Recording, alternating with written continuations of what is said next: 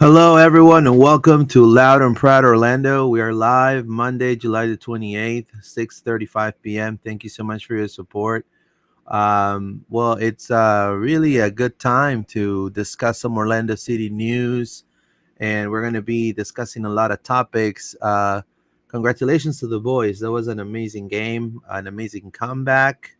A lot of things to get excited about for sure. We're going to be discussing all of that and more. I'm here with John today. Today, we're going to be discussing uh, specifically these topics. We're going to be talking about the win against the Crew, 1-3, 3-1, however you want to say it. Uh, Loss, a massive loss against Huntsville, 4-0 of OCB. There's been some personnel updates and what those entail. MLS news around the league, Leagues Cup, and we're going to preview the upcoming game in less than 72 hours. Orlando City SC is going to face Pumas in Leagues Cup competition. Score predictions and more. John, how are you, my friend? Good to see you. Good, man. Yeah. Sorry there.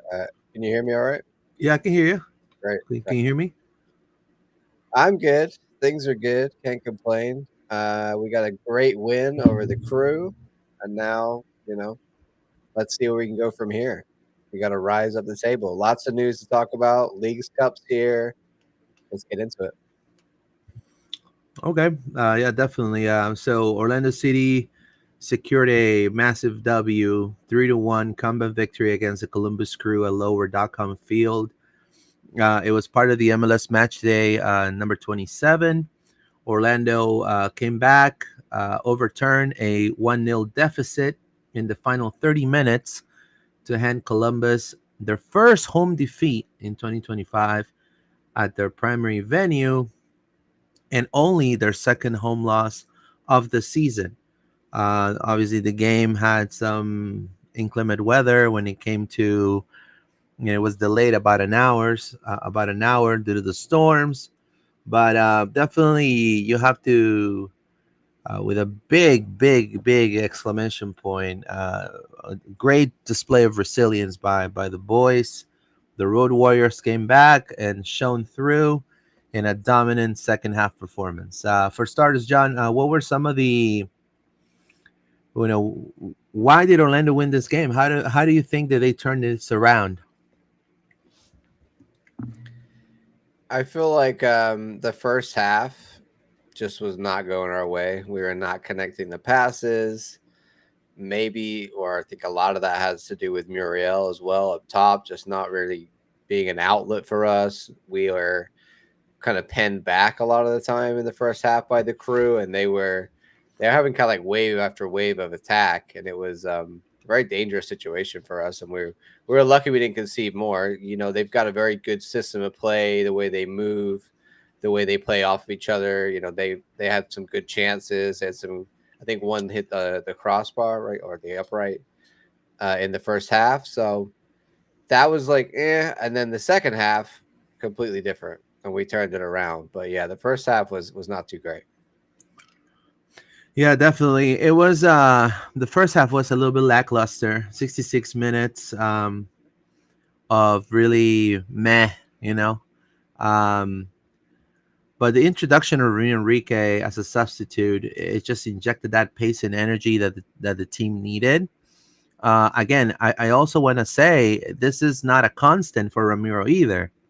So Orlando still has to work on, I feel, being able to become very influential and effective in the attacking third. So I feel like Columbus defense was just completely taken over, and they were playing too high up front, and so Orlando just hit them on the counter, and they have players that definitely could capitalize. And thank God in this particular game, everything worked on Orlando's favor, and they were able not only to create scoring opportunities in the final 30 minutes of the game, but also capitalize on them. And again, how important that your subs make an immediate impact. And again, you see it again between Enrique coming in, right? His times where I feel like his runs were well timed, in my opinion. They were able to have a little bit of synergy between Angulo and Ojeda right there. All those three guys, they know each other very well. So there was a lot of really a good mesh between all three, and that caused a lot of issues for Columbus. So, um, what about the defense, John? What do you feel? Do you feel like this was a good a good job by Orlando's defense as well? Yeah, for sure. I mean, we kept, Columbus only one goal in their house, a place where I think this is the first time they'd lost in the season in their house. I don't think anyone else had beat them there. I might be wrong about that. But I know it's a very low number for sure. So it's not easy to go there and win and keep them from scoring multiple goals. But that's what we did. I mean, they had 8 shots only on target. They did have 19 shots. Like I said, they were a little bit wasteful in some ways, and we kind of capitalized on that. But a lot of the chances they were having were further out. They didn't have a lot of sort of clear cut chances. So that was good. I mean, XG wise, we kept them to 2.22. We had 2.53 according to FootMob. Big chances. We created more big chances than them. I think using that, especially in the second half, classic away ball that we love to play under Oscar, a bit of that pappy ball. Let's defend. When we go up goals away from home, it only really benefits us because we're just able to sit in, and we saw with the counter attack, and the final goal from Ojeda was like a dagger in their side. They were trying to get back to the 2-2, but also I think Crew, made some mistakes. They are always good under Wilfred Nancy, but I feel like this year they're making a few more defensive mistakes than other years they haven't made, and they don't have the Cucho to make up for that to score as many goals. So we did well, but that, like I said, that first half they look like a very good team, and we were in our shell.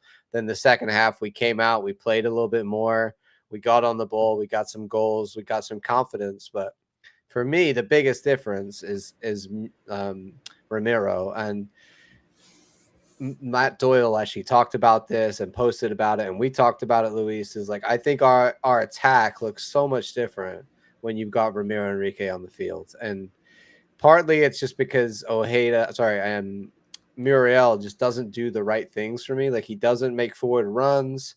He's just kind of not great at holding up the ball either. So a lot of what he's doing is not effective. I don't think he's a good outlet. He's just a guy that's not doing a lot at the moment. And so when you bring on Enrique late in the game, like Oscar did, and you got tired legs, we look like a completely different team just because we got a striker that's actually making forward runs and getting into positions. And like that goal, like Matt Doyle posted it on X and said this, goal that Enrique scored, where it's a beautiful cross from Angulo. Muriel would never score that, and that's what he said, and it's true because he doesn't get into those positions as the number 9. So for me, that's a big difference. At the moment, we got to play both of them. It's just about who starts, but really we look a better team when Enrique is on the field. Yeah, but I do feel that there are times that, again, I'm not trying to stick up for Muriel here. I think Muriel is underperforming, and I think that's a fact. But I also feel like we don't get this type of performance by Ramiro every single match. That is also true, right? We kind of have a bit of a striker issue there. That Ramiro is good at times, but he's not, 9 reliable. Yeah, so I feel like Ramiro needs to get his stride correctly, and I do feel like more than likely, knowing Oscar Pareja, I think he's gonna probably switch it up a little bit, and we probably will see Ramiro probably starting the next couple of games, especially on League's Cup, to kind of create those connections, especially you know that synergy that we saw with Angulo and Ojeda and him, right? Kind of built that. Now, with that being said, um, before we go anywhere, we're gonna read some comments, but I also wanted to say happy. I guess you said happy to National Soccer Day, right, John? Apparently, the club, Pride and City posted today, "Happy National Soccer Day." I did not know it was I have National no idea. Soccer Day. I, Is that different from National Football Day? I have no idea. Maybe, I think it probably is. It's just but just a day for America. I also want to, if anybody that's half Peruvian descent, happy Independence Day. Peruvian Independence Day is today. So, for sure, wanted to congratulate everybody that may be watching this from Peru. So, with that being said, let's read some comments. Says Daniel Phillips, Lewis, you called the win. Says Daniel, thank you so much, my friend. I just like the fact, not to be right. I just like the fact that we won, and at Yeah, this point, with we just need to win every single game. yeah. And especially against Columbus, which is a top contender. I You mean, know, insanely good win, bro. definitely good win. Insanely good. Punk Taifi is looking great, to be honest. Yes, man. This is. I'm telling you, man. Look, we're not trying to be ass kissers or anything like that on that level, but I mean, Taif is definitely a good prospect. And not only that, he's just so he loves the badge. Like you could tell Yeah, he loves Orlando. And those are the type of nothing better players. than a local lad. We love it. Those are the type of players you actually want for your team. That they love to play for your badge and for your jersey. You don't want nothing like from that purple. Sorry, that pink jersey. I don't want to talk. We'll talk about that later. Vega, I think we need to figure something out with Muriel and what we should do with him. Well, John gave me. I didn't. And I actually was probably on my way home when this happened.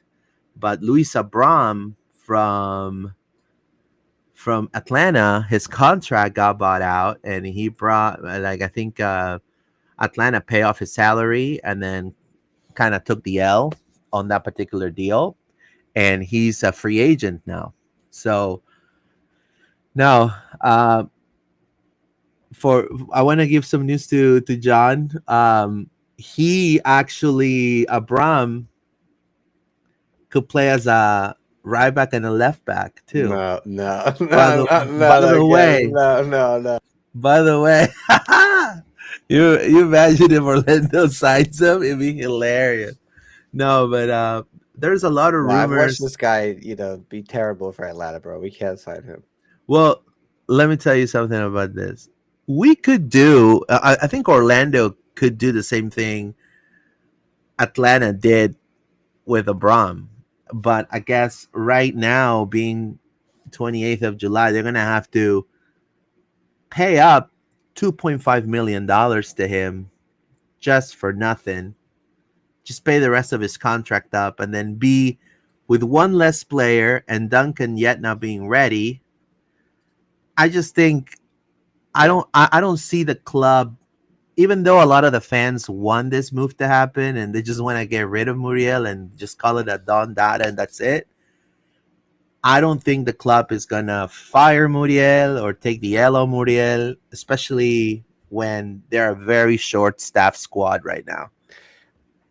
I think you could do it. It'd be a Yeah, big you move. could do it. I think that would be like very ambitious, and I think it would Yeah. show that we're very serious and like. But yeah, you would have to buy him out. Like you'd have to do that because and then if you wanted to go get a new DP striker this year, but then the problem with that is then you have a new DP striker, Duncan, who's being paid a decent amount of money, and Enrique's, a U22 player. You've got like three, premium quote unquote strikers at that point. I just think that's too much. So I think you're right, Luis. I believe they're not going to do anything about it right now, but I would be shocked if he's still playing here next season. Yeah, me too. I think they'll Next, use him for what he can give us the rest of this year and see if he can have some moments. look, next season, and I've seen it happen in Peru a bunch of times. I've seen it happen in other leagues. The clubs are going to do what's best for them and what makes sense financially as well. And also what makes sense when it comes to their squad. Right now, Muriel is a body, and he could turn on and off, and Oscar's going to utilize him the best ways he can. Now, right now, he's not panning out anywhere. He's really not making a lot of connections with anybody. To be honest, I think a lot of the players in the attacking third are overperforming.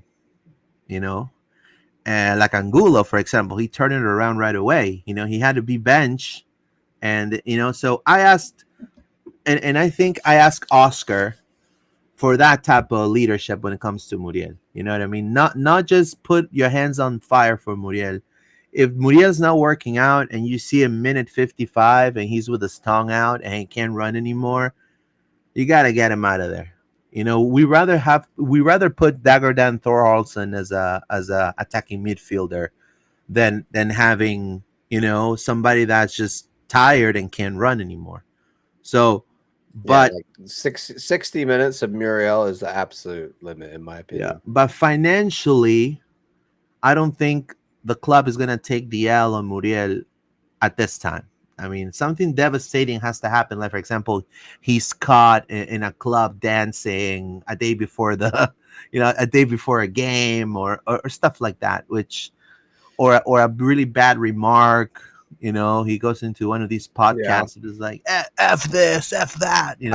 I think that's the thing. Like you'd have to buy him out. You can't try and like sell him because that's gonna upset. Like if he gets upset about that, that might upset other people in the squad. And Yeah, you're in the middle of a season. There's also the issue of like you're probably trying to maybe get other signings done, and they're probably trying to get Alex Freeman. We know trying to get a new contract sorted out with him. They've also probably fending off offers for certain players because of the summer window. we also So like we don't hear about everything, but there's a lot going on. So sometimes it's just like, hey, if we can't push to get this done, if it's a risk, right? If you got Muriel out, then you don't get the new player in time, perhaps, and you're out a striker.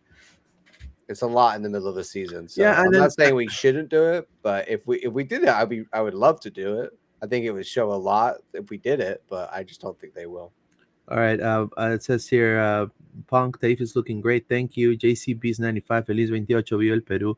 Thank you, my friend. Viva el Peru and happy 28th, my friend.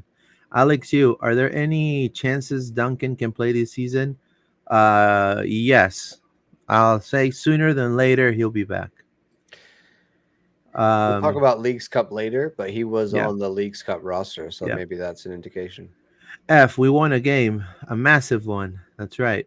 But I mean, we've won a lot of games this season. I don't know. People are acting like we don't win games. I think just Buenas, recently the summer of sadness was sitting in, and people were getting concerned. buenas noches, everyone. Great win on the road, and we need to keep it going at home, says JCPs. Let's start Enrique. We need to keep finishing like we did towards the end of the game. Great game by Galese, Enrique, Ojeda, and Angulo. Angulo form is great. What a great win. Let's go. Thank you so much to Josh Stahl. Appreciate it. Now, to continue a little bit and just kind of close on the subject of Columbus. Obviously, best player, man of the match, a brace, Ramiro Enrique, 76 minutes, 79th minute, a header, a close range finish. Now, back to back assists by Ivan Angulo, and that tells you what a turnaround he's had. And so hopefully he keeps it going, right, John? Yeah, I mean, Ivan Angulo, if you can put this up, Luis, there's some great stats here about him. Uh, he had the most dribbles in the match, and he also won the most duels. He won 10 duels in the There you match, go. which says, not only did he have great passing, but he's up there, back to doing what he does best, where he's using his pace to be defensive and attacking at the same time. But I feel like his passing in this game was really good. Accurate crosses, 2 out of 2, accurate long balls. Those balls across from the edge of the box. Often before he would get to that position, Luis, he'd try and like cut back maybe, or he like just runs further into the corner. And like now, especially the last few games, we see him actually trying to feed that ball across, and that's how the goal for Enrique comes, and then a goal for Ojeda comes like that. So it's much better from him being more effectual in the final third. He gets to the box and he's doing something useful. He doesn't have to score goals. If he just passes the ball to Ojeda every time or Pasalic, whoever, and they put it in, that's fine. If he wants to have a shot every now and then, fine. He can do that too. He can dribble. He can take guys on. We've seen it. It just he went through a period of getting to those positions and doing with nothing with the ball. The last few games, he's been a lot more. What's the word I'm looking for? He's been a lot more effectual. He's just generally been better at it.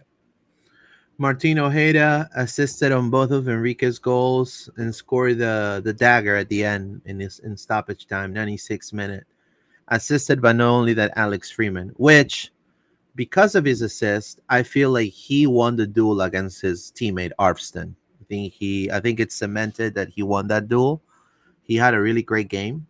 Is that it was Ojeda's 10th consecutive match with a goal contribution, which is set a club record, which surpassed Nani's single season mark with 25 contributions, 13 goals, 12 assists. Now that's tremendous. Now, when it comes to Martin Ojeda, I know that there were some rumors about Martin Ojeda, I think that were spoken today regarding his particular future. I don't know if you have that already, and then we'll read your comments in just a moment. Let Uh, me pull that up a sec. But while I do, you want to just talk about this? yep, yeah, So we've that's got three guys here. Well, before, five actually, and technically, if you're and including Oscar, yeah. Oscar. So obviously, Oscar, team of the match day. You've got Ivan on the bench. In the match day squad, we've got Pedro and Ramiro and Ojeda. So a real dominance there. You want to talk on that, Luis? Well, I mean, no one. I think a lot of the fandom threw away this game, saying that hey, like I'm okay if we tie this game, or we lose by one goal, and Orlando actually scored three. So, uh, talk about winning a game in such an Orlando fashion. Losing against a Montreal, tying against a Montreal at home, and beating one of the league contenders in the East. That's Orlando City right there for you. So, I um, feel like it's been a long time since we have had that many people. I don't know if we've ever had that many people in a team of a match day. yeah, Like it's that's tremendous. like we usually get like two or three on the Or bench, one. maybe one in the actual, but three in the actual squad, one on the bench, and the manager is crazy work by us. I think a lot of people were starting to think, oh, Orlando City, are they doing that thing they do every year where they just start to fall apart or they're just not as good as they're not consistent. But I think that win over Crew got a lot of other, MLS fans turning their heads saying, oh, whoa, how did they go to Crew and beat them 3-1? That's crazy. I completely agree with you. An And unexpected win, I think, for a lot of people and us in some ways. yeah, it's a very You expected unexpected. it, Luis. I expected it because obviously I believe in these guys. Yeah. I think they got to get a little better on when it comes to the consistency, but it's I think they're gonna get it eventually. I do feel like Orlando is gonna make it far in this particular playoffs.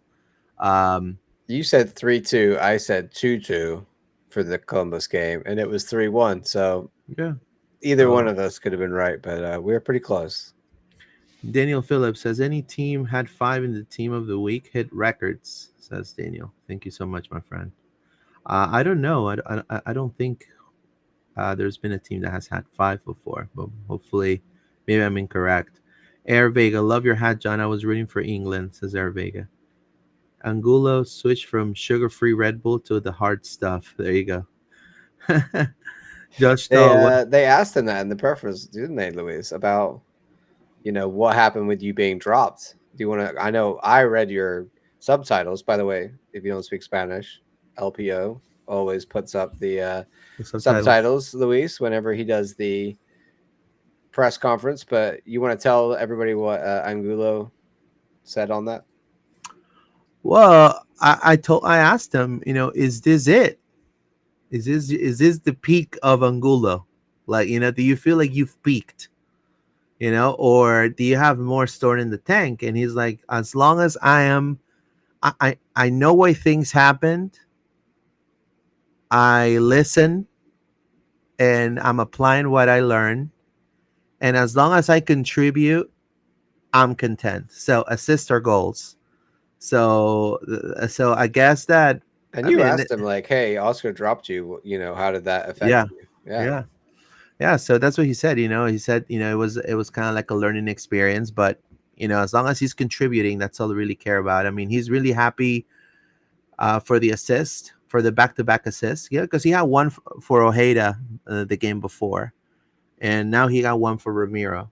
And so before, maybe he felt he was just he wanted to get that goal so bad, and he will fumble the ball essentially, to put it in football terms. And he, in this scenario, Oscar told him, "Okay, I don't care if you score, just pass the damn ball so somebody else can, take it to the promised land, but just at least pass it, and you're gonna be in the stat sheet." And that's exactly what he started applying, just making it simple, which he was doing that before when, he was actually on loan for us.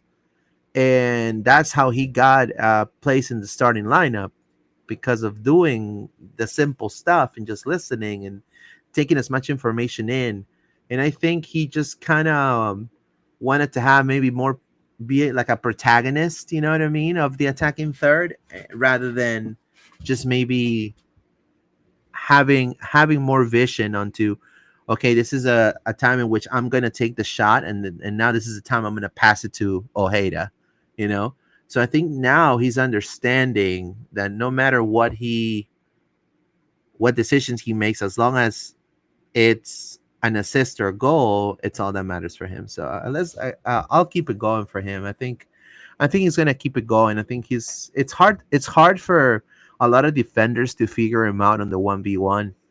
The problem that he's had has been his effectiveness to finish the play, and I think he's getting better. So it's crazy to me that we are so competitive with such small budget, and the Lions share that budget spent on Muriel. Well, it could have that been that is worse. that is crazy. Yeah, we're the budget boys, and Muriel's are like, I mean, yeah. it could have been a Shakiri.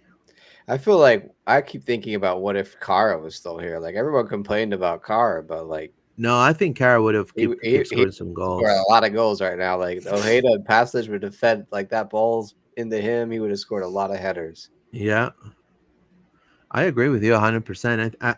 I feel like we were impatient with Kara. It's just my opinion, I I guess. feel like Don't he's kill just a me, different guys. kind of striker, right? And I think that's the thing. And everyone was like, he doesn't fit our profile. But in some ways, it's good to have a different kind of profile. Like if we're gonna get another striker now, I would want a big, physical, tall type striker, honestly, because there's not much point in having another guy that like and Duncan's a bit like that, but not 100%, right? So he's a bit of everything. I feel like it's better to have different profiles. There are rumors on Ojeda, right? We were going to talk about that, and there's also another rumor for some uh, uh Yeah. some So some stri- Ojeda, I mean, we don't know. I gotta say, the word rumor here is important. Always remember that when we talk about this stuff. This is just what's on X, and it could be completely made up. Apparently, Club America are targeting Ojeda and Oriano as winger options because they are not getting anywhere with the Denny Boanga deal that are trying to secure him from LAFC. It could be true. It could not be true at all. Um, Obviously, I don't think Martin Ojeda is going anywhere. I don't think Club America are willing to pay the amount of money required for us to sell Martin Ojeda right now. The man, I think, is worth at least 20 million, and that's the valuation of what the club thinks right at the moment. I think that's always what it is, right? A player's valuation is only how much the club is willing to sell him for, or how much a club is willing to buy him for at that particular time. Right now, I think the club wouldn't accept anything less than 20 million directly into our pocket for Martin Ojeda. I don't think it's going to happen. I don't think it's true. I think most likely this is just rumors spread because they're not getting anywhere with Boanga, and maybe the agent is trying to, be yeah, like, play hey, hardball. yeah, look, we're gonna go sign this guy or this guy in MLS instead. Who knows? But I don't think it's true. I would think it would be crazy if we were to sell him right now, and also I think it would go down really badly with the fan base, even if he were to get a lot of money. So I just don't think it's true. He ain't gonna leave in the middle of the season with that particular momentum, wearing purple. His whole family rooting behind him. He's living the life right now. He's happy here. And again, he still has a lot of contract of his contract left with Orlando now. Um, and with all due respect, why would you leave? Why would you leave the comfort of Central Florida to go to Distrito Federal? With all due respect, I understand it's Club America. I understand the history of Club America, but history ain't everything anymore. Now, all that history of all these clubs, yes, it's important, but right now, I think we're living a different time. And yeah, I could also be targeting an orange juice in the fridge. I could be targeting a juicy steak.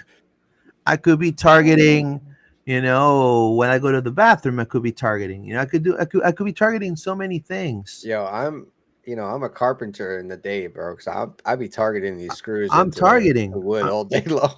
You know what I'm saying. So Uh, I just think that yeah, people just say stuff. It could be people, anything. There's yeah, yeah, and it could be people, like I'm interested in a player, and then that gets out just because the GM said it, yeah. and it's And like cool. Like that doesn't mean they're gonna make an offer. It doesn't mean they're gonna do anything. You're just like, yeah, I yeah. like that guy. I remember when that whole and it's not just Mexico. I mean, it's Latin America as well in general. They think, oh, Orlando City is small club, blah blah blah. We're gonna, so they use a player's name, or they use the club to kind of bid, either bid or ask for more money. And that's what happened with this Peruvian player from Universitario that was linked by a fake account, Inga. This It was all over Peruvian media and all of that, and it was completely fake news. So much so that my source was like, "Sorry, bro, who the hell is this guy?" To, so much so that my source said to me, like, we would have known about this guy. We would have already had his data, had everything on him at least 3 or 4 months before even talking to him.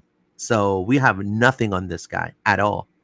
So Yeah, I just think we got to take it to a grain of salt. I don't think even for Dennis Buanga it will be a good deal just to do the switcheroo. yeah. I mean, You it's just know. who knows as well. The rumor mill. Do you have anything else on Well, just to Columbus finish game? the the Dutch rumor. What are your thoughts on that? Ah, I again, I He there's looks like he some looks like a car to striker. me. Yeah, some striker out of maybe I doubt it. Again, it's like in order that to happen, we'd have to get rid of Muriel. It would be a Yeah, big move. I don't. We've talked about if we're gonna sign anyone, it's a left back or a left winger, and I think everybody kind of agrees on that. It's probably going to be a left sided player, but Angulo's playing really well, so my vote is still for a left back. Duncan will come back at some point, so I think striker is not going to happen. All right, Luis, let's move on. We got a lot to talk about today. OCB. That you don't get a lot of time talking about OCB at the moment because sadly it's not going well. yeah, not A well at 4-0 all. loss to Huntsville. Not a lot of good going on here. Really only one shot on target all game. I don't really have much to say, Luis. Night for Huntsville was very good. There was a lot of changes. It was some debuts for guys. Himes had a debut in goal, did not go so well Dude, for him. Justin Ellis looked a little off this game, even the whole back line. I don't think anybody in OCB feels good about this performance. I'm not going to dwell on it anymore. Just to say that this is a couple losses in a row now. OCB, like we talked about, really need to figure it out. They are right on the edge of the playoff line. They've got 9 games left. They are in a tight situation, similar to Orlando City. So this is a learning time for the boys. You know how to turn it around when you've lost a couple games. They lost the last one 3-0, then this one 4-0. They have not scored. They've conceded 7. This is time to dig and trying to figure out how to be better, how to improve, and figure it out because or else they're not going to be in the playoffs. I know that a lot of OCB guys watch our content, and we definitely appreciate you. Yeah, they were playing really Um, well early in the season, man. It's not, you you guys, know, I feel nothing like you bad on them. guys, They're having a down spell. yeah, they gotta go back to that, and also they they got to go back to that and also think about this opportunity. Leagues Cup is coming up. A lot of these players that you just put on display right now, John, they are on the Leagues Cup roster. Judelson was there. Uh, Yep. Also, Reed Brown, Reed Brown. Yeah. Williams, So it's Ellis your is not on there weirdly, but we'll talk about that. yeah, your opportunity of essentially showcase your talent on a larger stage. If you do so great in OCB, you'll get the minutes with the first team.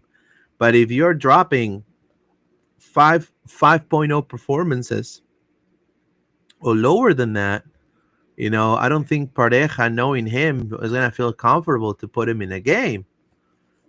So they're just gonna go there just to take some pictures and stuff. You know what I mean? So they control their own destiny, and I just feel like they got to go back to what they were doing in the beginning of the season. Um, Yeah, I mean they could definitely turn it around. There's a lot of bright talents there. Like you said, let's see who gets chances during Leagues Cup if they do, and let's hopefully they can improve. But we know there's a lot of talent here, so I don't want them to get downhearted. They're just like I said, going through a bad time. Alrighty, well, let me read moving some on the league. comments before we Oh, go to the please, next yeah. topic. Josh Stahl, thoughts on our Pedro game? I think he did pretty good. I think he would be a tragedy if they say Lojeda got a thing they could afford to match what Club America wants to pay him. But it's not all about. I mean, you have to understand. I mean, I guess I can speak it because I've talked to them in the past. Money, it is important, but these are players that come from really small clubs in their home country, like really small. And so whatever they're making now here, it's really good money. And so yes, money is great, but also opportunity. Also compare how harder it's going to be to score 14 goals in Liga MX, or how hard is it going to be to come into a brand new team to be expected to produce. Now, mind you, Ojeda took about a year to produce for Orlando. The Mexicans don't have that much of a patience when it comes to their soccer. That's why they fire coaches in 3 days, and they change players like it's like dirty underwear. So it's just the way it is. Does he really want to go through that just because of money? I mean, maybe. I mean, and again, it's on him, but I highly doubt that's going to happen based on what I particularly know about Martin. I mean, thoughts on Pedro? We're to talk about that. Yeah, Kara would have cooked in this team. I think he was only a season ago. There you go. Inter Miami versus the World, says Jeffrey O. What a joke. We'll discuss in just a second. I hate to lose Tincho unless we get paid crazy money. There you go. Thank you, Daniel F. When I see Tom Bogart follows this account, I immediately trust that account. Bogart with an O and an E. There you go. Yeah, yeah. Bogart. Do not Or fool for Tom Booger. He'll get you. yeah. Daniel Phillips. Grandpa Leo won't skip us this season because he's got to sit out Cincy. F.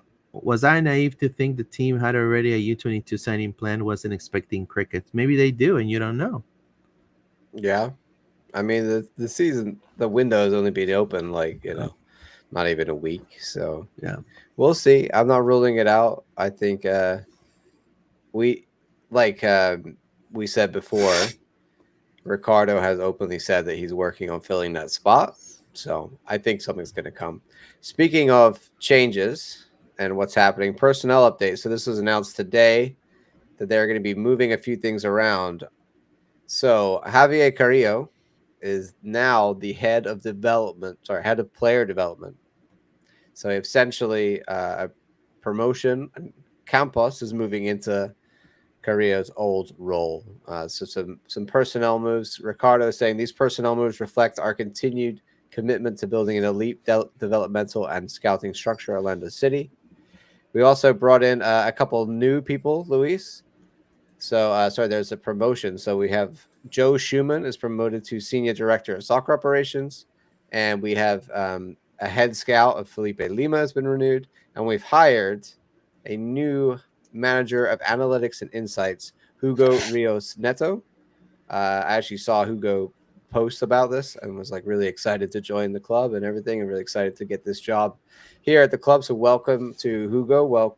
And congratulations to everybody else and their promotions. Basically, a reorganization, a shifting up the ladder. We kind of saw this happen, obviously, with the very top of the ladder with Ricardo moving, and then also with Luis moving up in the job as well. So there's a lot of that going on here, but definitely Javier Carrillo, Luis, has been so good and so instrumental in a lot of these academy wins that him moving to head of player development overall, I think is really, really intelligent. Look, it's tremendous how proud I feel for him to be chosen for that particular role as a fellow Peruvian. I think is something that needs to be talked about back home more, and people are completely unaware that this is happening. Now, he could give so much to improve the quality of even scouting and how to scout and how to poach players on the national team level, but he doesn't get the chances. And I'm so happy that he has found a place that he can thrive. And I think Orlando City, he's turned the academy completely around, and is I second what the club says. It's a continuation of all the success they've had for future players. And we're gonna see Javier Carrillo probably at some level with the national team at some point, or maybe as even a higher position.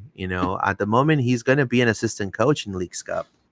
Why? Because he knows pretty much all the subs in Orlando City. Most of the people from OCB, he's the one who. I was going to say that's what makes sense, right? Like they're And all moving.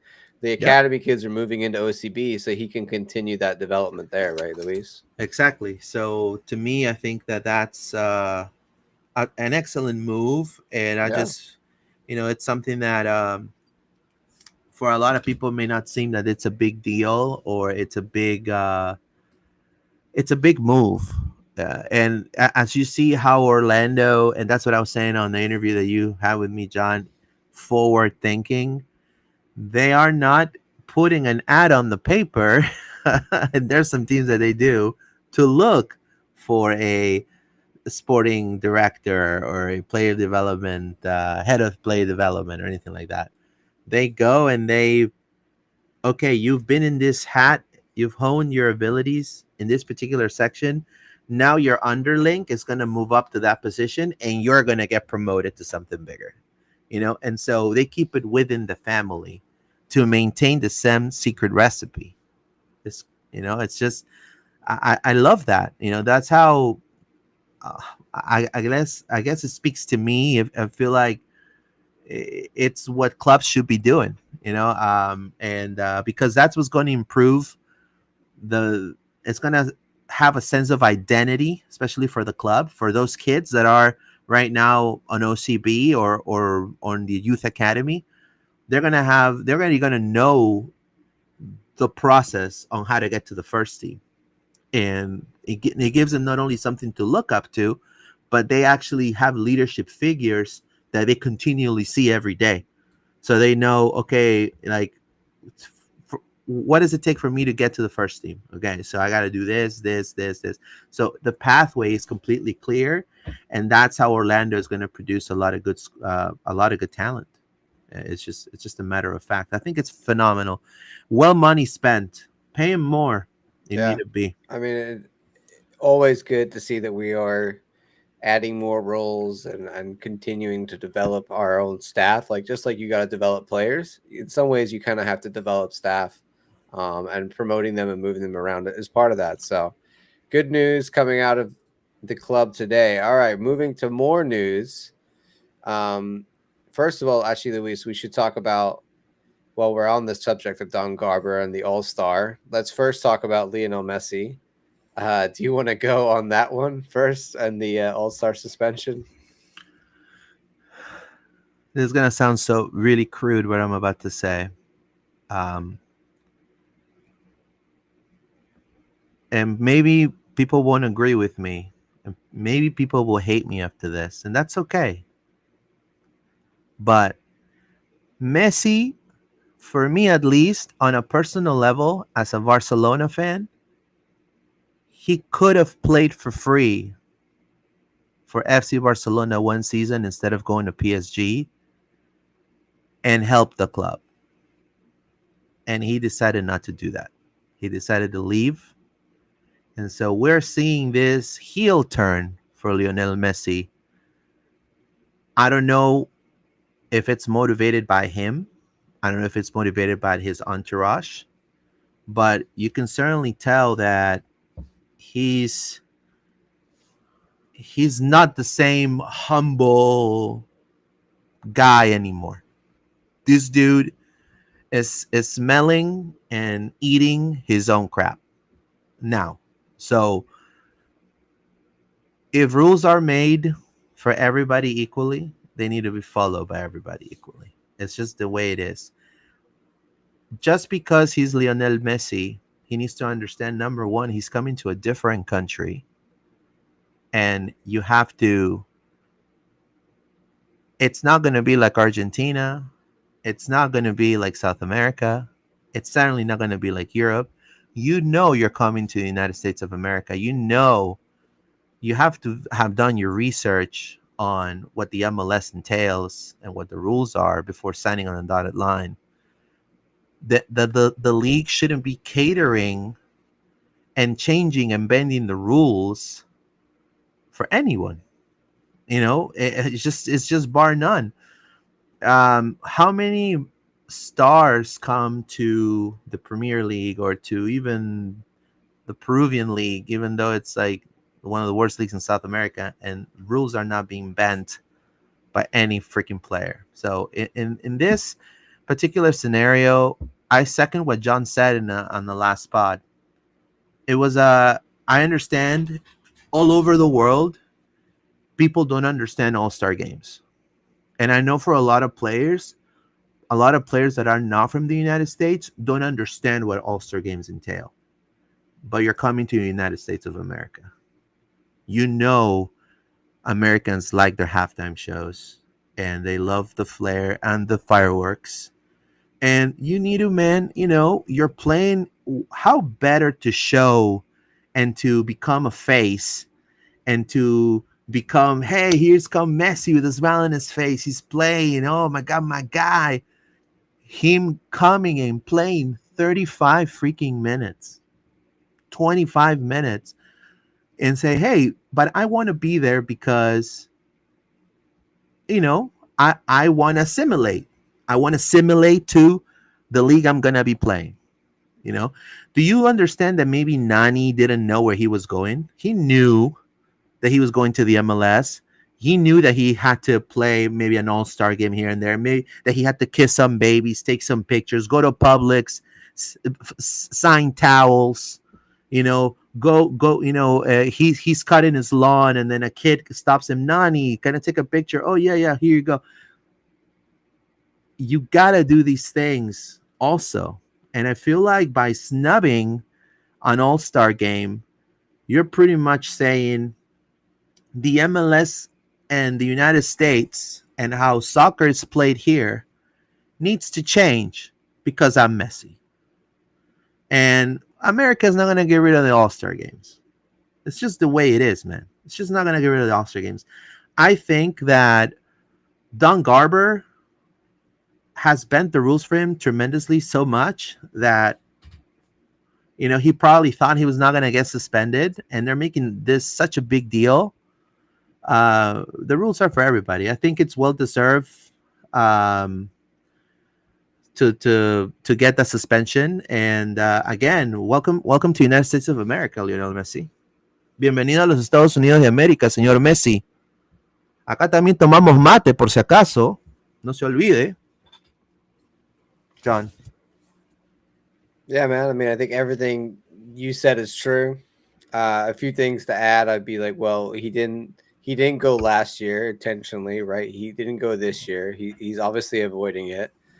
Um, I don't really have any sympathy for Jorge Mas and the guy. They came out, complaining and saying this is Miami's fault. Not you can't punish them. It's like you're all.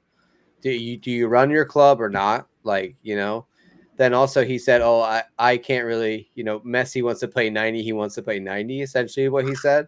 So all that says to me is that Messi chooses the games that he's playing, which we kind of knew 100%. anyway. So Messi chose not to play this game. So then you got banned. So this is Messi's fault. So yes, they banned him. I mean, they have to at some point say the rules are rules, right? I get that people, are frustrated or like they're annoyed that like, hey, this is an all-star game. You can't ban a guy for not being an all-star game. But at the end of the day, he's paid by Adidas. He's paid by Apple. Apple have headquarters in Austin. How many Apple execs do you think were at that game ready to meet Lionel Messi? So then you've got, at the end of the day, you've got massive league sponsor and broadcast partner going to Don Garber and the other owners and the leaders Where, of MLS where's going, this guy at? yo, we paid all this money. He can't even come and say hi to the All-Star game. So yeah, they had to do something. Not only that, but you've got players like that were probably really like imagine Alex Freeman. He was probably really excited to play, Yeah. and Pasalic too. Like, and there's literally stories about other players that were like, "Hey, we just wanted to meet the guy," and like, what does it say? What does he? What does that say to the rest of the league? Like, he's too good to come to He's too All good. Yeah. Star. I mean, he's too. Exactly, What does that John. say to the fans? I'm too good to come see you. The ones that voted him in. Yeah, I mean, the league would have put him in there anyway, but he got voted in by the fans, and he can't be bothered. So I think it's a bad look. I think also there's a lot of the Miami fans are crazy complaints of saying that like this is such a bad image for the rest, like for the league, and like Why? this is going to mean that other like stars from Europe don't want to come here because they're going to get False. banned for the All-Star game. That's a complete That's over that that's exaggeration. that's that's People oh, talking about that, they because of this they might not win the Supporter Shield, and therefore boohoo. because they didn't win a game against Cincinnati because of like no, I'm sorry, no, like there's consequences to actions. You chose not to go to the game, you got banned, it's in the rules. Sure, like change the All-Star, change the rule, but until then, we all live and die by it. You don't think Pasalic and they had to play 2 days later in another like place. The Miami game wasn't even until Saturday.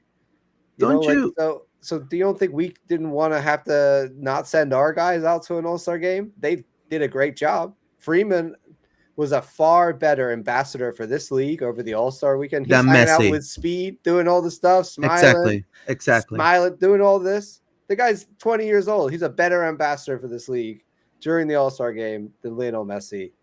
I people say he's shy. I don't care, bro. Bull crap. I don't care. Bull You're crap. paid enough money. Come out, smile, kiss some babies, shake some hands. You don't even have to. There's 20 minutes. You don't even have to play. They would have put him on for 5 minutes. They would People have would have put him on. complained. I Yeah. don't care. He played for Mhm. 5 minutes. Fine. He was there. Like the fact that you don't even go, and the fact that he intentionally tries to skip this stuff is a slap in the face, in my opinion, to everybody. And that's the other owners. That's the Adidas. That's Apple. That's the players. That's the fans. It's everybody. Like it just And says, the "Oh, I'm European megastar. I'm too good to come to your event." and the problem here is that we're telling the rest of the world as a league, and I'm talking about the people, to all the fans that love their national team and they want to see soccer thrive in this country.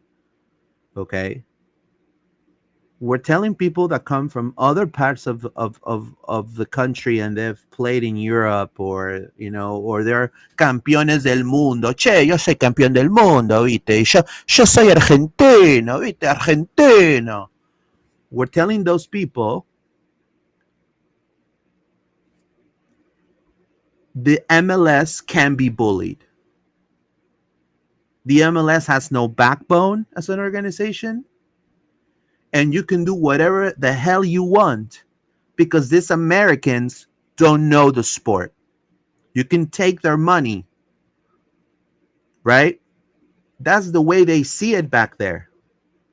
I'm telling you because I know that. And again, you South Florida can say whatever they want. They have, I think, a lot of Argentinians and Uruguayans are going to disagree with me, and they have a lot of Cubans. They don't even have a soccer league. Okay, they all are Barcelona fans or Real Madrid fans in Cuba. Okay, so don't bring me this whole shenanigans of that. Okay, Messi's bringing all these players that they're not really bringing any growth to the league. They're also not bringing a lot of eyes because on the most important event that could be broadcasted worldwide, that it could be on all languages for all nations to see, the All-Star game. Look at the crazy Americans with the All-Star games. This dude, which is the money maker, doesn't show up. So what's the point now? It's just to milk the cow and to get the revenue from Apple and to get the revenue from Adidas. And then what does the United States soccer wise get back? More eyes? What more eyes? This dude hasn't played in Orlando. He pussy is out. At least that's what it shows for any average fan down in Pine Street or Central Avenue. Messi is pussying out at a play in Orlando City. That's how they feel. I don't think that's it, but that's how they feel. And I talked to some fans, but that's the perception. Perception is reality. Right now, the perception is, yes, Messi has made himself a villain. He's made himself a villain after he left Barcelona. Broke. Went to PSG, and karma's a bitch, my friend, like Taylor Swift says. Karma, baby. And now he goes to Inter Miami, and now all of a sudden you think, okay, Messi's going to come here. He's going to elevate the game of the league. He hasn't elevated anything. Columbus has elevated his own game because of the decisions they've done and their board and their front office. Orlando City with a less, not even 20% or 40 or 50% less than what Miami spends on one freaking player, was second in the league not too long ago, went to a semifinal. Like Cincinnati. Look at Evander. You don't think Evander was tired to go and play the All-Star game? And look at the smile. Oh, yeah. And not only that, every single person in that locker room, and I saw it, Yeah. paying their respects to Messi. When they asked Evander, hey, Evander, what about the MVP race? Well, it's hard when you have a Lionel Messi in front of you. It's not here. I would Yeah. have said, you know what? I if I would have been a little bit of a fire start. I would have said, you know what? I'm here. Lionel. The only Lionel I know is Lionel Richie. I don't know what Lionel you're talking about. I'm all I know though, I'm here. And I'm tired as hell. But I'll play. Yeah. You know? I think that's the Humble. thing. That there's a lot of pointing at, like, Messi's played a lot of games, but like I said, he clearly chooses how many games he plays. And like they said, like Unbelievable. they can't pull him off the field. So I'm not really sympathizing for he's tired, Me neither. because he clearly is choosing to play 90 minutes of every game when he could come off or sooner. All right. On the All-Star, there's a very interesting press conference that was held by Don Garber before the game. A really good article here if you've not checked out the soccerbusiness.com. Simon Evans, an English guy who writes about or MLS in general. MLS. The key headline here, we'll talk a little bit in a minute about a few things, but first, I want to talk about the Apple TV because you mentioned that, Luis. We've never had any numbers come out about Apple TV until now. And they've Look at said this: this. the Apple TV has grown. We're averaging 120,000 unique viewers per match. That's an increase of almost 50% compared to last year. So essentially, that's the number they're giving us, but we have no metric to measure this against. This is not like traditional numbers that you would have on a broadcast for a regular channel. This whole streaming deal with Apple TV is like uncharted territory. So they just don't really know what to tell us. They've given us a number, but yeah, I think honestly, a lot of like that's an average, maybe, right? So how many of those are being boosted by just people that are watching Inter Miami games? Like there's been figures come out that show there's not even that many, international subs, that in fact the majority of subscriptions for Apple TV are in the US and Canada. So this idea that Apple TV is, getting a lot of eyes and like all these international eyes are watching Messi, it's just not true. The paywall is too great, I think, and a lot of them were the first year were signing up, and I think it's too expensive for a lot of the fans. So the Apple TV situation is an issue. Also, the sponsors, like, they don't know what they're getting. They don't know how many people are seeing their ads because it's all behind a paywall. It's all on Apple TV. This is a real issue. That's kind of one part of this, Luis. But the other major situation that was discussed is the season calendar change. We'll probably talk more about this on another pod and get really into it at some point, and what's going to happen. But essentially, what Don Garber was talking about is that there was a loose vote, let's say, an unofficial vote, where 27 out of 30 owners of the league talked about the fact and agreed on the fact that they do want to change the schedule, that they are going to try and line up with the major leagues of Europe and try and line up with a fall to spring schedule. I know a lot of people in this country are going to have issues with this. We could talk all day about the pros and cons of this, Luis, but it does seem like it is going to be happening. And I think it is a, major positive from the fact that we're going to be able to get a lot better players into this league, and ultimately that will grow this league. It's a look, a big move like that. Obviously, at first, just like anything in life, it's gonna be baby steps. It's gonna be kind of having your wheelies on, but then eventually that machine is gonna be running by itself. And not only that, it's gonna push all teams. San Jose Earthquakes, the casuals, San Jose Earthquakes casuals may actually have a pretty good team. Like, I feel like that is a really good move because it's a standardized all over. Soccer standardized all over.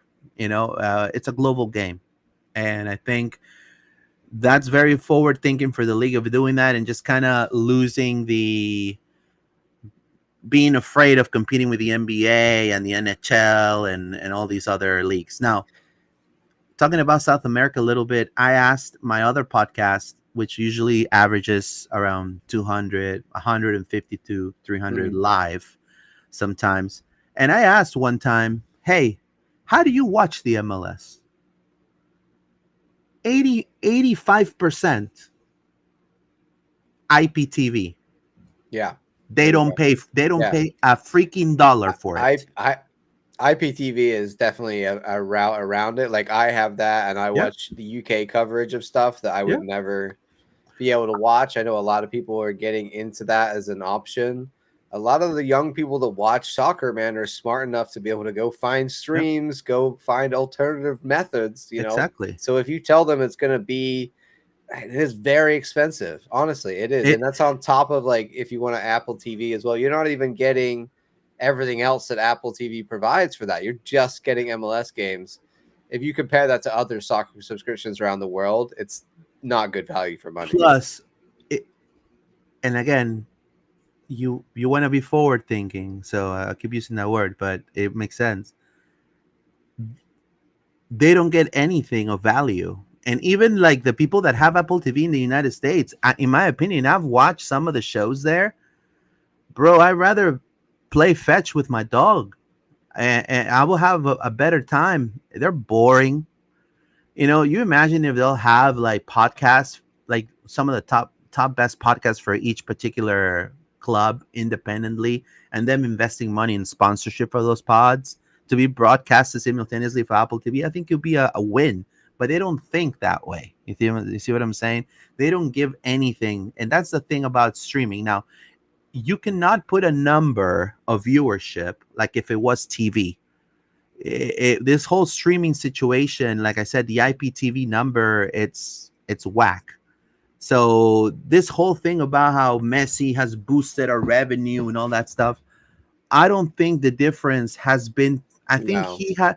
I think he has I think numbers jersey wise. sales, yeah, there's been a lot of Yeah, jersey. I'll give you hundred that. percent. So many jersey sales.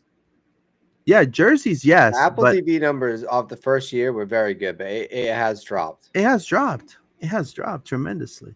It shows that he alone is not enough to pay that much money for. Like really, if they were to make it cheaper, maybe, but it's too expensive. Like we said, there's too many workarounds. All right, Luis, we got to move on because we got so much to talk about. All right, it is that time of year. Leagues Cup is back. A very different format this year, so I want to quickly talk about that. So it's only 36 clubs. It is 18 MLS clubs and 18 Liga MX clubs. Different from last year. Within those clubs, we have from the MLS, Atlanta, Charlotte, Cincy, Colorado, Columbus, Houston, Inter, Miami, LA Galaxy, LAFC, Minnesota, Montreal, New York City, New York Red Bulls, us, Portland, Real Salt Lake, San Diego, and the Sounders. All of the League MX clubs are included because there's only 18 of those. And essentially, the way they've done it this year is you only play an opposing league team. So we are only playing 3 games at the beginning against Liga MX clubs. We're going to talk a little bit in a minute about who they are, but I wanted to show everybody here the format after we get through the rounds that we're going to have these, I guess, this initial group stage. It's going to go into a knockout, but it's going to go straight down, Luis, into the 16 teams. So you're going to go right down into 16. That will then go down into 4 and then down into 2. Yeah, I think this is Sorry, 8 into 4 into 2. My bad. Only yes, 8 teams go through.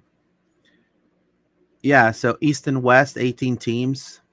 There's Yes, but only 8 of them proceed. yeah. So they have the regulation win, which is 3 points. The penalty shootout win after a tie is 2 points, and then the penalty shootout loss after a tie is 1 point, and then regulation loss is 0 points. No draws are allowed. So just FYI, tied matches after 90 minutes go to the penalty shootouts. Now I just think this particular Leagues Cup benefits more the West than the East. It's just my opinion. Um, Yep. I don't know how you feel about that, John, but I feel it benefits more the West than the East. This tournament could be played just in the West. Yeah. Easy. So essentially, it's also going to be only MX versus MLS in the later rounds as well. Yeah. So it's very different from last year. There's never, only until I guess the semifinal would you be able to play a team in your league. So I think it's really interesting from that point of view. I think they're trying to make it better. They're trying to do things which are good. That obviously right now we're going to play 3 games back to back, Wednesday, Saturday, Wednesday. If we are in the top 8 after that, we proceed with in having a Wednesday game in the future for this quarterfinal and then potentially semifinal and final. I think they're all on a Wednesday. I don't know about the actual final. So it's not too interruptive, but it kind of is as well because like just the fact that you need to have a deep squad if you're going to go far. I do think though having these 3 games in the initial first phase so close together, I think is going to feel kind of World Cup-y where you've got a lot of games happening very short amount of time. I mean, we've got 3 games in 10 days, but so does every other team in this competition. So it's going to feel like there's a lot of games happening. Now, another thing that what John is saying, it's important, but also this particular portion, it's what a lot of clubs are looking at too when participating into some of these tournaments. The 2025 prices or price structure for the League Cup is as follows.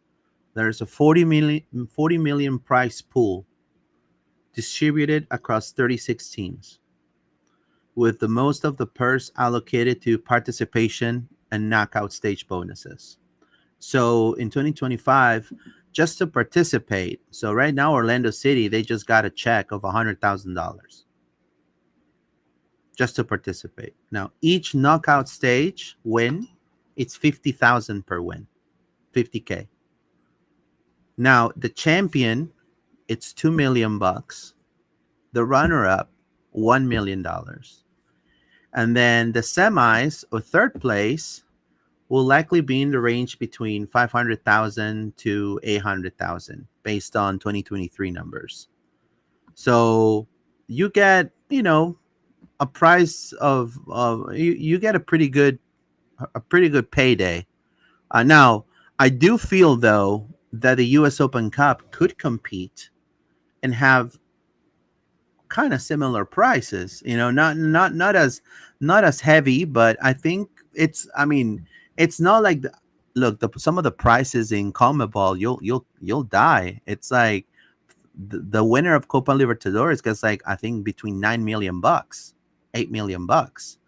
So it's nothing compared to what other tournaments are paying out. So Yeah, I I think that mean Champions League place is big too. yeah. You So know. it is money there if you keep going through, but I feel Yeah, like this benefits more, and again, because of the travel and because of the crowds. I mean, it benefits, in my opinion, more the Mexicans and the teams in the West. yeah, it's built for them. Tony S here has a great comment. He says, "Is the top four in MLS that move on?"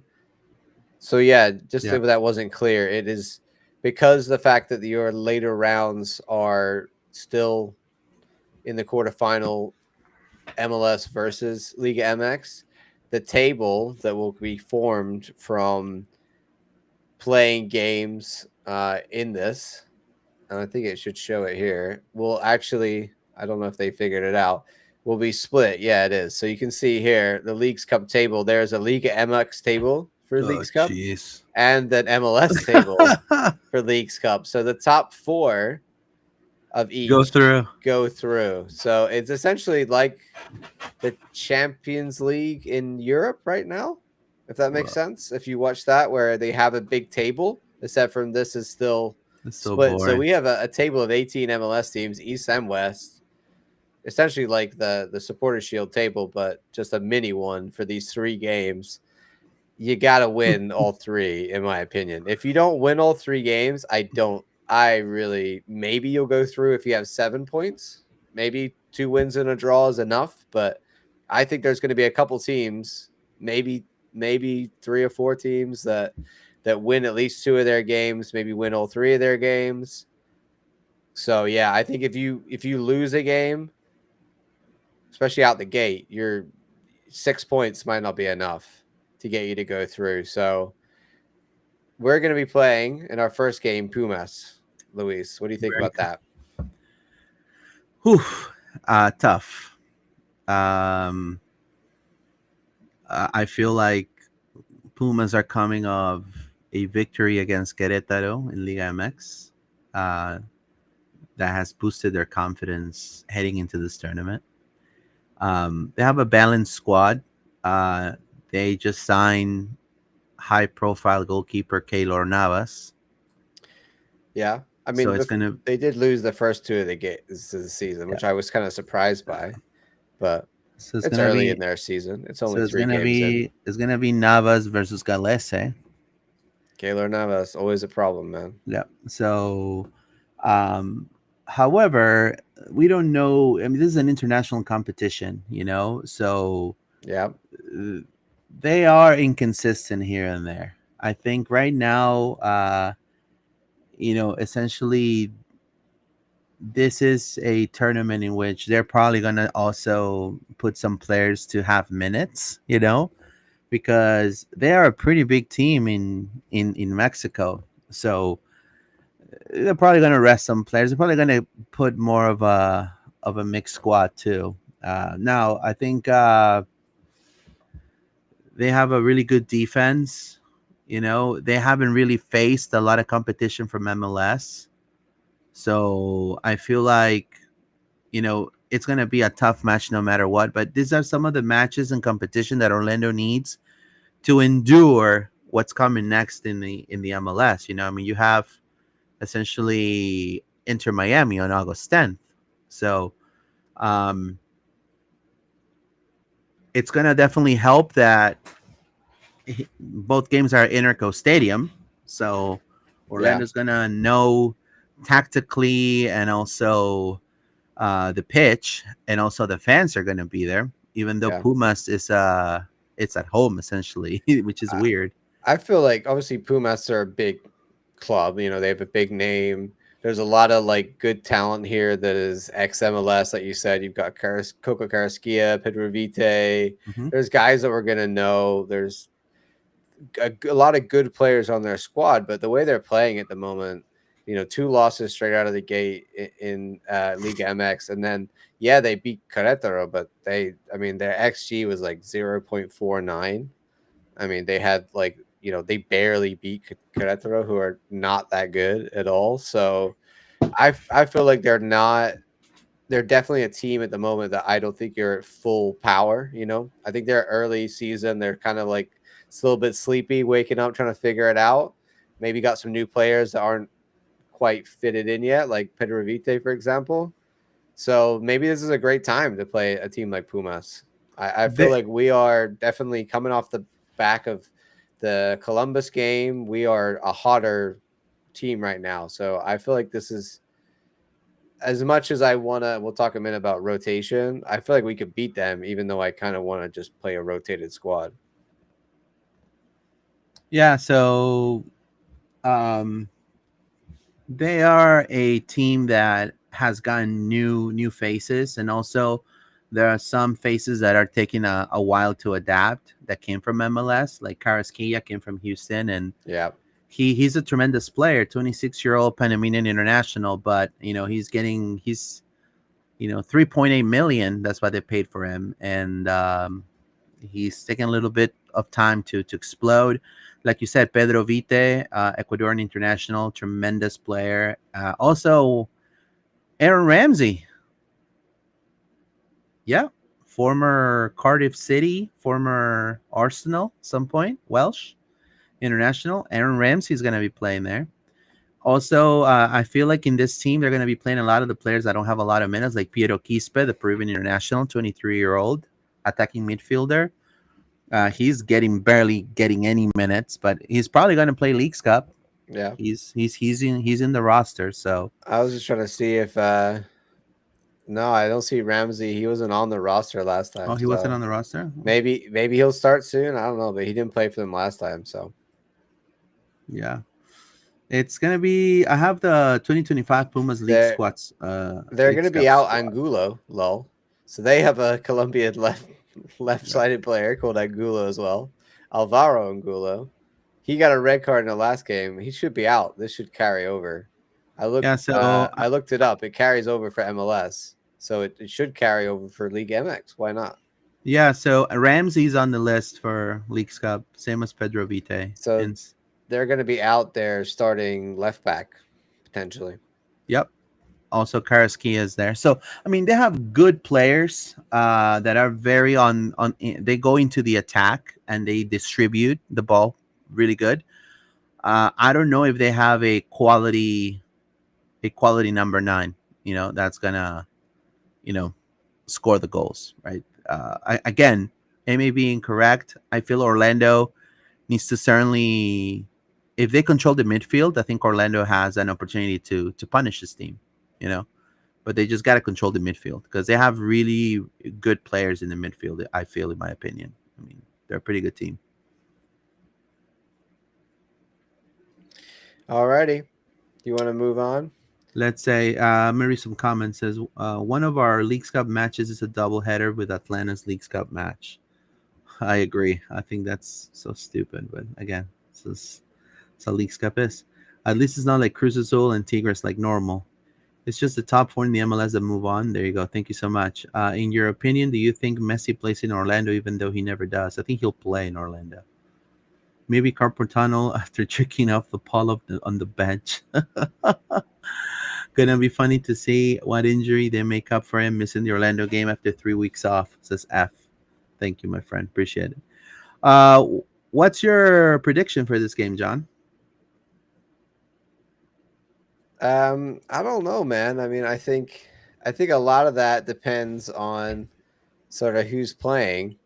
I figured out the other day because Tom Bogert tweeted it, but FootMob has a lineup builder, which is amazing. Like you can literally switch guys around. It's crazy. Oh, Yeah, look at cool. this. So I pulled up the squad here, um, and who's gonna kind of change in and out. I haven't changed anything really from last game yet, but in terms of who, you know, in some ways we're playing Pumas, Necaxa, and Atlas, right?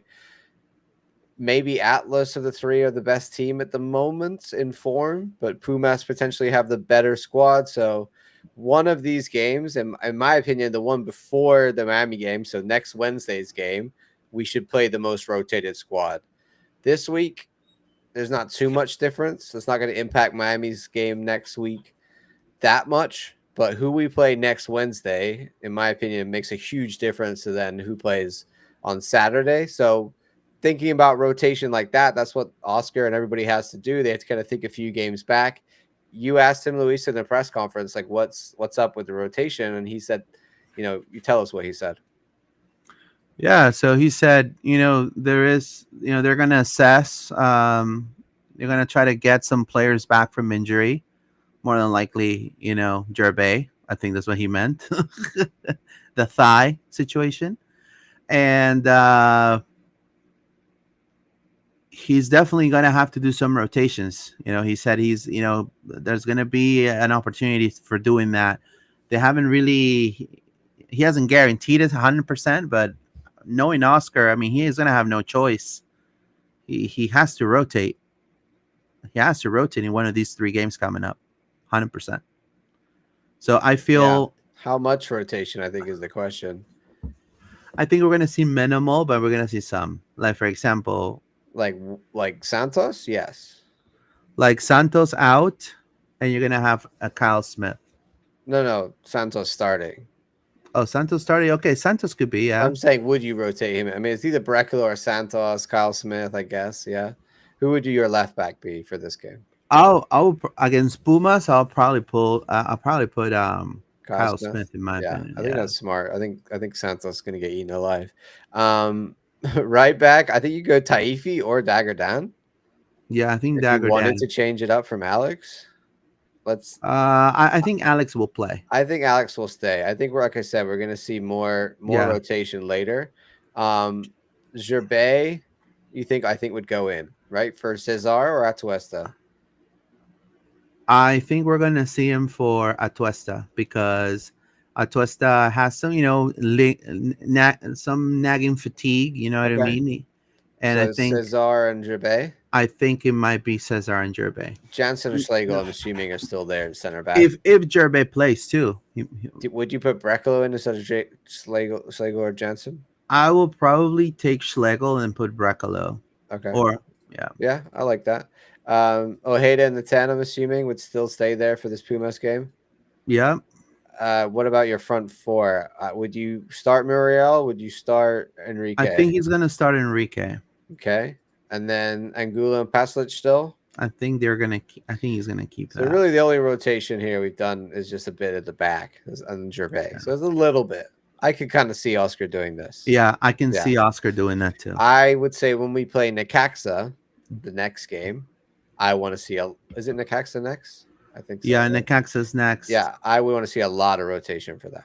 Now you have to Like a lot. understand, Pumas right now in the Mexican league in the Liga MX, they are. I mean, the league just started, Yeah. so they come from 2 losses and 1 win, and they're in the 15th spot.